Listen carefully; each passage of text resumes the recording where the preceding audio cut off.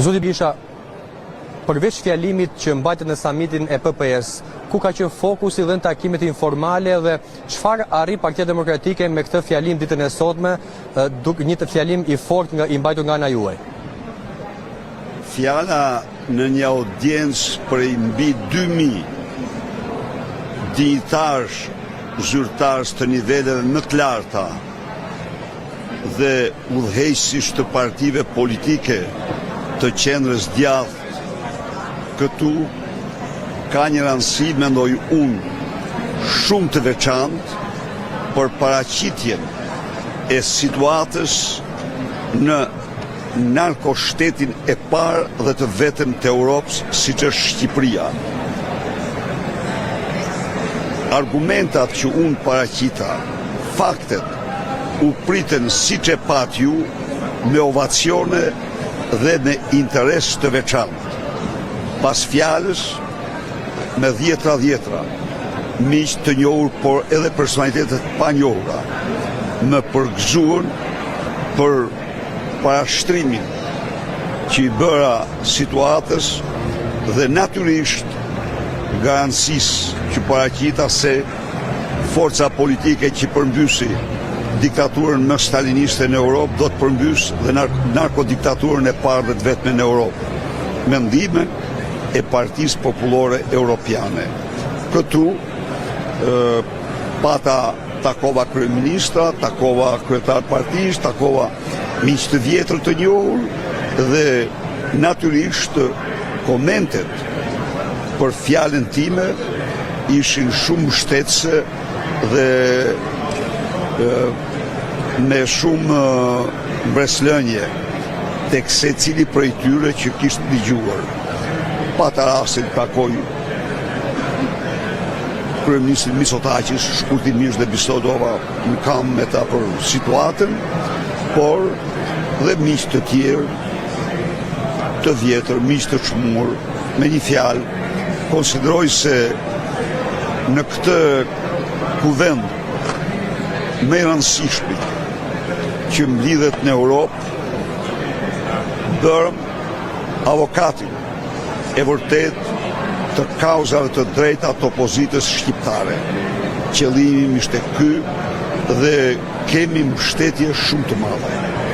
Kur thoni mbështetje, zoti Berisha, e keni fjalën mbështetje edhe për procesin elektoral të datës 11 maj?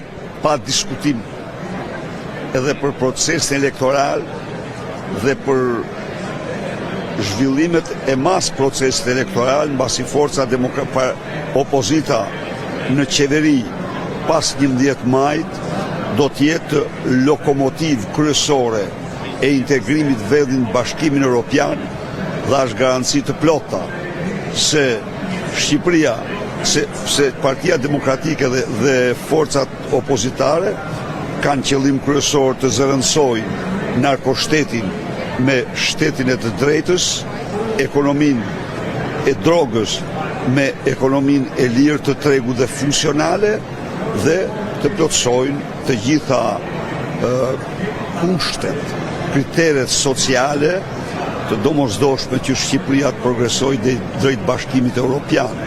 Pra, një roadmap të shkurtër të opozitës në pushtet. Zoti Berisha, ju në Shqipëri zhvilloni disa takime intensive duke parë dhe fushatën elektorale. Me këtë takim ditën e sotme, me këtë fjalim, mund të quhet e kompletuar dhe sa takon marrëdhënieve me jashtë të zotit Berisha për këtë fushatë përpara zgjedhjeve parlamentare? Me këtë takim mendoj se u arrit një nivel i ri mbështetje dhe mbështetje fuqishme, sensibilizimi për situatën në Shqipëri dhe për të gjithë popullin opozitar. Me këtë takim, gjithashtu, ju bë autopsia publike e narkoshtetit të Edi Ramës. Kështu që e quaj një fat që rastisi pikrisht në këtë periudhë ky kuvend ky kongres më i madh që zhvillohet në Europë dhe kam besim që ishte një kontribut real në fitoren e opozitës. Paketi Demokratike tashmë i ka rregulluar rrugët e komunikimit me Partinë Popullore Europiane dhe me partitë që aderojnë aty, sa i takon edhe informacioneve që ju kanë shkuar gjatë këtyre viteve, pasi ju më herët keni denoncuar se jashtë Shqipërisë keq informohen nga zoti Rama. Pra ndërkombëtarët keq informohen nga zoti Rama jashtë vendit. Ajo kohë ka përfunduar. Tani zëri i opozitës u shton fuqishëm në të gjitha kancelaritë e mëdha të Europës, por në fakt edhe në Shtetet Bashkuara. Të themi të vërtetën. Në ç'kuptim në këtë drejtim, zoti Berisha, se ka një interes sa i takon SBA-s. Në asaj që sot opozita, interesat dhe kauzat e saj kanë për avokatin më të fuqishëm aktual të Shteteve të Bashkuara, dhe kjo ka të merruar Edi Ramën dhe të gjithë vasalët,